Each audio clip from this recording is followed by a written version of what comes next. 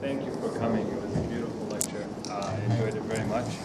I think the question that Latif here was trying to point at, which is oftentimes in the media we see a kind of divine exceptionalism for the Arab Spring, a kind of as if Arabs, the fact that the Arabs did something was exceptional, while because they are not used to maybe freedom or chanting in the streets or revolting. So there is a kind of divine narrative given to the Arab Spring, as opposed to the surrounding protests that took place, for instance, in Europe. There was a lot of protests that took place in London. I mean, we know that in France there was a lot of protests that took place. I mean, Eastern Europe was filled with a number of peaceful protests before the Arab Spring ever came into being. And then after the Arab Spring, there was also many places in the West, and also we also know in the East, like in China. And there's been a continuous Maoist revolution in India for the longest time. So making the divine exceptionalist kind of argument about any kind of revolution, to me, is a bit suspicious. It's a bit it has a kind of a nationalist tone to it. So I think that maybe trying to incorporate, trying to explain this is one thing that I would like to hear from you. Your response to maybe contextualizing the Arab Spring as a global movement.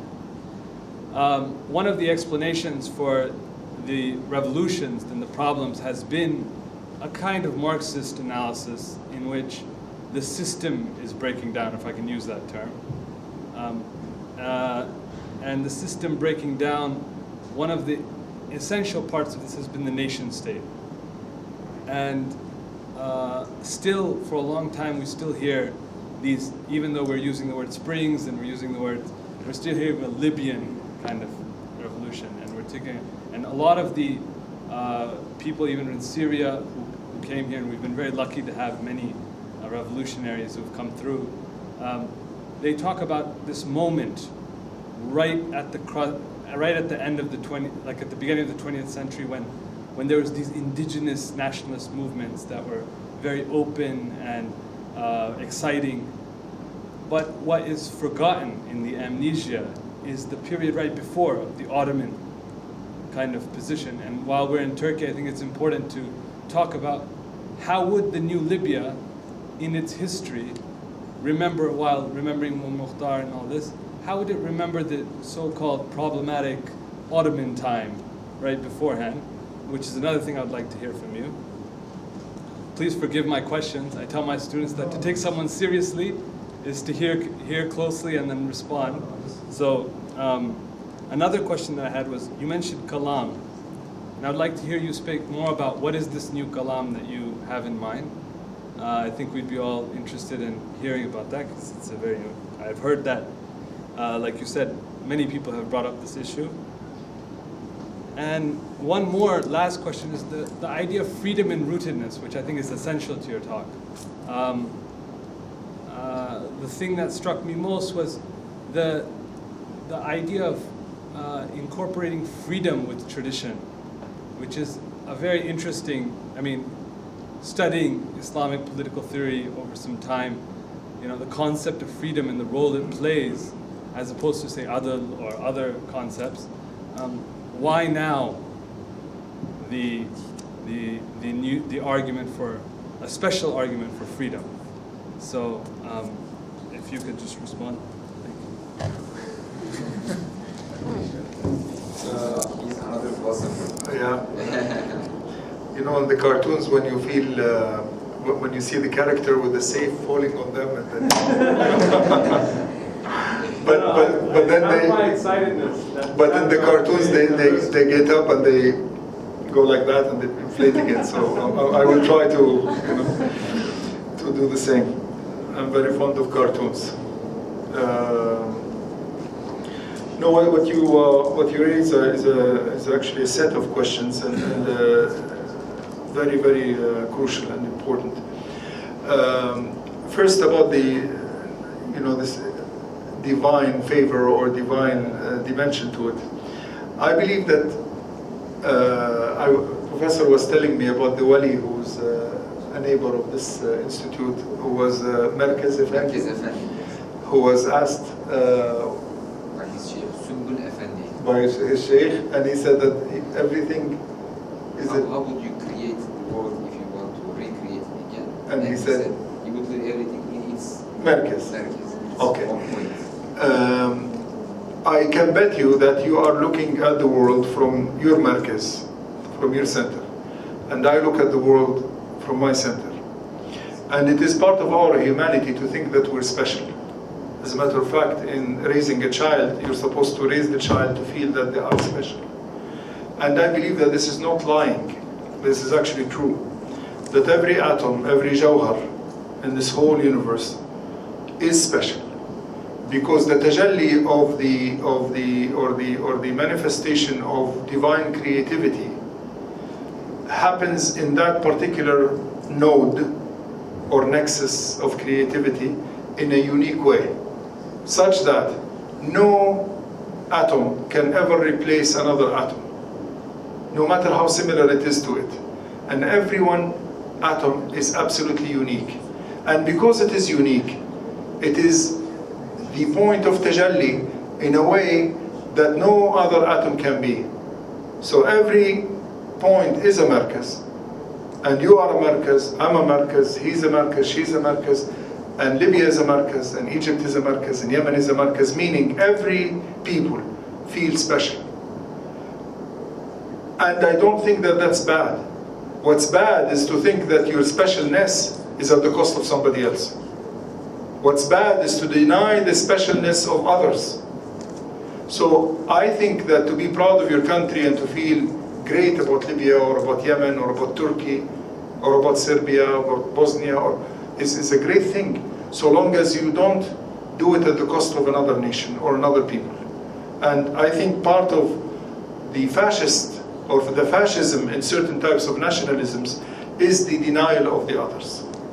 To use the term of Benedetto Croce, everyone is right in what they affirm, wrong in what they deny. Okay? So if it is a form of self-assertiveness, to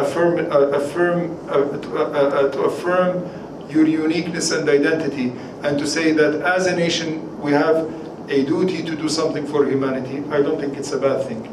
So when I say Arab Springs or that this is a divine, has the stamp of divine work on it, I do not in any way mean that Tiananmen Square was not divinely ordained, or that Serbian or Bosnian aspirations or whoever, you know, it's in no way to demean or to look down upon any other manifestation. So it is in that sense that I mean it.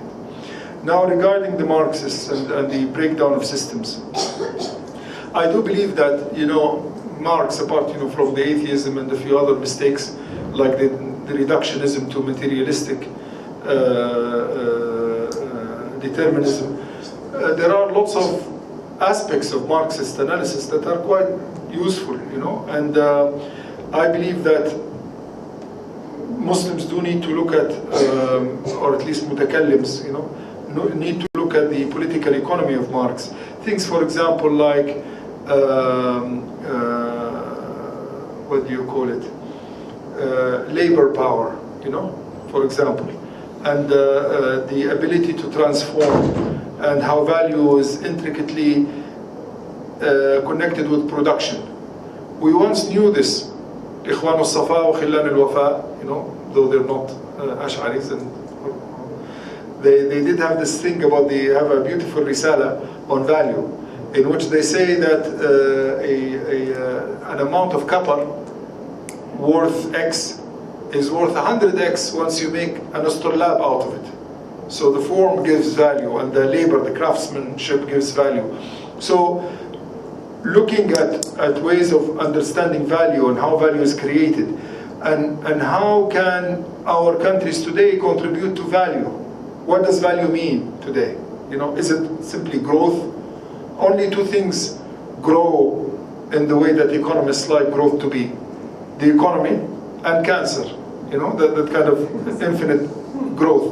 So what is value? Is it just growth, or is it something else? So I believe that Marxist analysis and even Leninist analysis of imperialism and how it breaks down and so on are important to consider in these days. For example, the economic factor is clearly very important in these revolutions. But it's very dangerous to reduce everything to the economic factor, because I think that 70% of these revolutions are not about economy. As a matter of fact, many rich, well-off people were revolutionaries, are revolutionaries, and there must be a bigger explanation than just economics. So it is of value, but not uniquely so. Now, regarding the nation state and the moment at the beginning of the century and the Ottoman, I believe that the complexities of the late Ottoman period are very important to re-study, because the historiography of this period is completely messed up. At least I grew up in Arab schools teaching Arab nationalism. And what they said about the Ottomans and all those books were complete lies. I discovered much later in life, you know. I once had the weird experience of taking my son Omar to Topkapi. He was very young on a previous visit. And I was explaining to him about the suit of Sultan Abdul Hamid. And I was explaining, you know, this is the Sultan of the Muslimin, the Khalifa, and the great Sultan who did this and that. A great admirer of Sultan Abdul Hamid. And he said, Father, I have a question.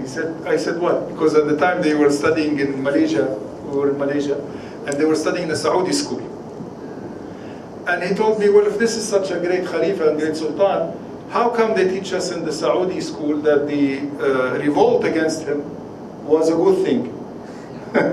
So what I'm trying to tell you is, there is a projection of the Arab revolt in all of the Arab countries, including the ones that never revolted against the Ottomans. So, for example, Libya, Ahmad Sharif Sanusi was conducting his fight, Omar Mukhtar was conducting his fight under the flag of Ahmad Sharif, and Ahmad Sharif Sanusi was conducting it under the flag of the Ottoman Khilafat. So there was no Libya, Tunisia, Algeria are not like what happened with the Arab revolt in the East, and yet Turks generalize upon Arabs, thinking that all the Arabs betrayed the Ottomans. I mean, yeah, some Turks, yeah. And some Arabs, many Arabs, look upon the Turks in those ways that were taught to us by books that were really written by Arab nationalists of the narrowest fascist type during a particular period in history.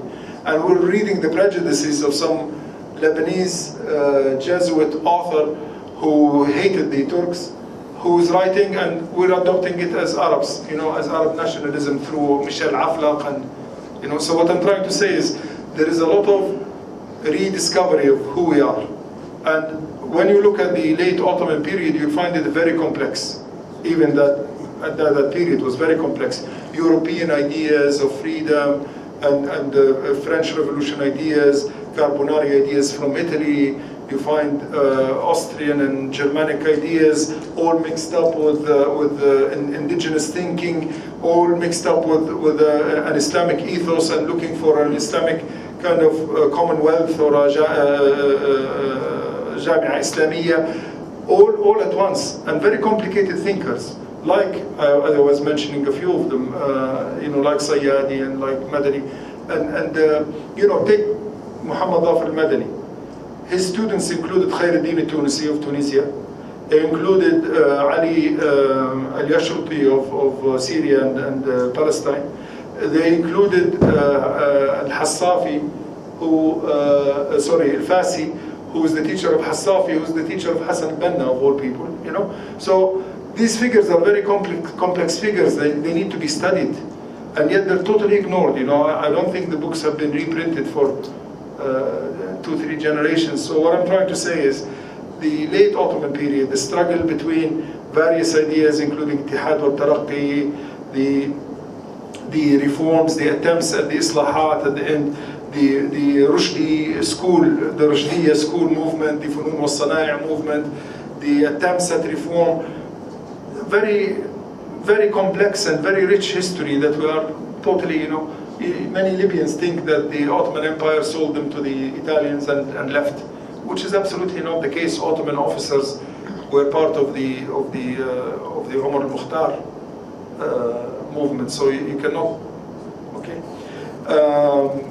Yeah, regarding kalam and neo-kalam, I take kalam to be articulation, okay, in the original sense of, okay, and I believe that while the Arkanul Iman and Arkanul Islam and the Ihsan, of course, which is often forgotten, you know, when Islam was taught in Maghribi schools, including Libya, there was a matan of Ibn Ashir that says في عقد الأشعري وفقه مالك وفي طريقة الجنيد السالك, which means we are Ash'aris in doctrine, we are Malikis in jurisprudence, and we are Junaydis in tariqah. So Iman, Islam, Ihsan.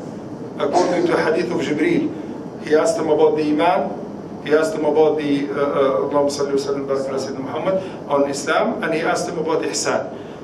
And then Rasulullah sallallahu alayhi wa sallam says, ذاك جبريل جاء يعلمكم معالم دينكم. يعني, that is Jibreel, he came to teach you the features of your religion, which means the features must have all three: doctrine, jurisprudence, but also ihsan. And this ihsan part is missing from a lot of Islamist literature today, unfortunately. It's almost like people are too ashamed to do anything to do with tasawwuf. They think it's just darwash or something. So what I'm trying to say is, this new kalam is a re-articulation of the Deen al-Islam with Iman, Islam, Ihsan, and it is an articulation that speaks the language of the time. Just as Rasulullah sallallahu alaihi wasallam khatibun nas bima ya'rifun, speak to them in the way they understand, or khatibun nas ala qadri uqulihim, speak to them according to their mentality.